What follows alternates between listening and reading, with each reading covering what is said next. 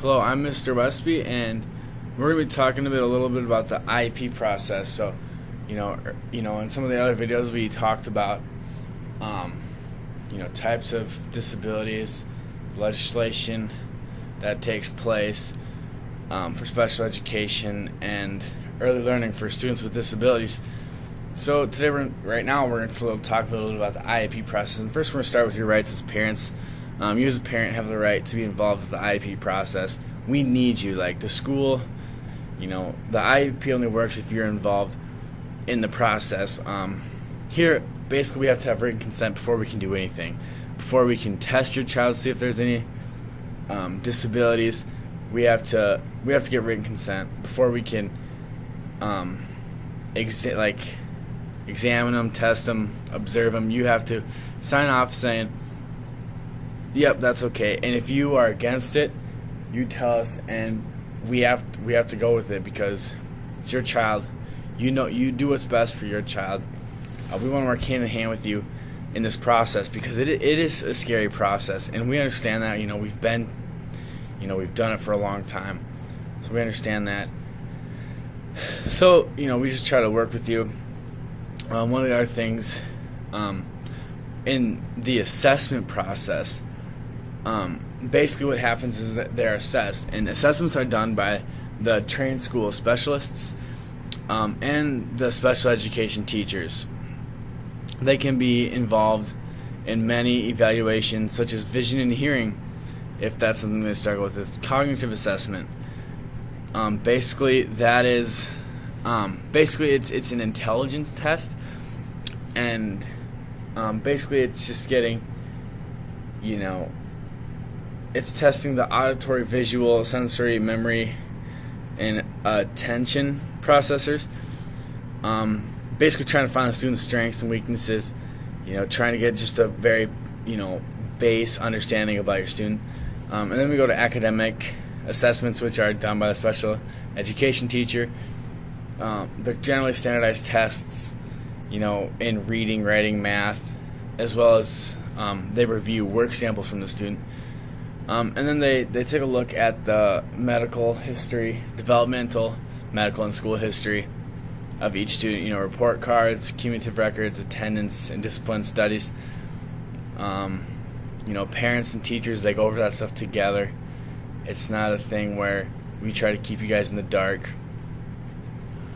And then speech and language assessment. It's performed by professional speech and language pathologists. Basically, if we suspect that is a struggle, we bring someone in, if we don't have them staffed, and they give them the standardized tests, and the expressive language ability. That's just the quality of how they speak, language, pragmatics.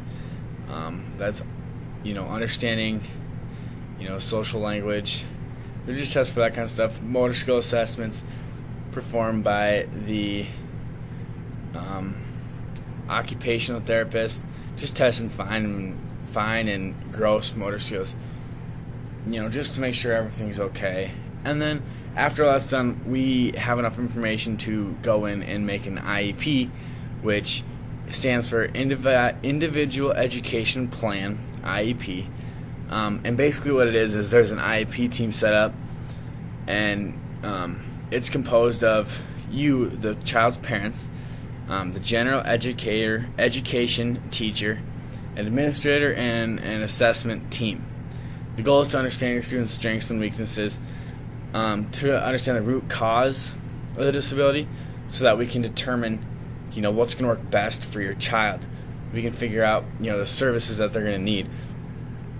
So it's a good thing, and we really encourage you as parents to be encouraged in this, because us teachers can try to do it all ourselves, but that's all for naught if the parents don't believe in it. So we want you guys to buy in, and the first steps you are critical by you guys getting them in, getting them tested. That's huge, and pushing it along is awesome. So some of the services your child will receive. When we go over that IEP, we're gonna accommodate their needs, and if if that means that your student is in the general classroom, which we want for the entire time, and they just get an extra 10 minutes on a spelling test, that's awesome. That's what our goal is, to get them in the general classroom as much as possible.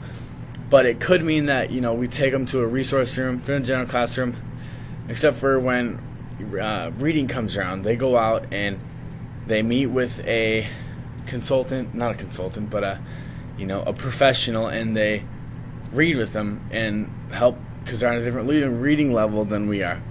That's kind of what an IEP is.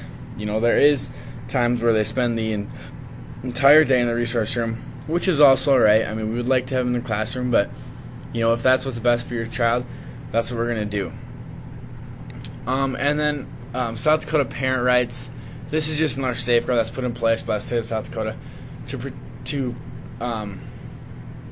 ensure that your child is being assessed correctly. We have to follow a bunch of guidelines when making your IEPs and assessing your child.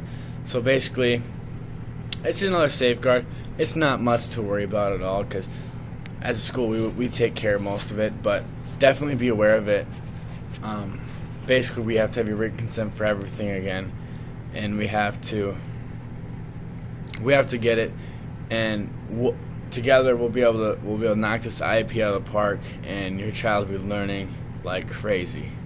Thank you.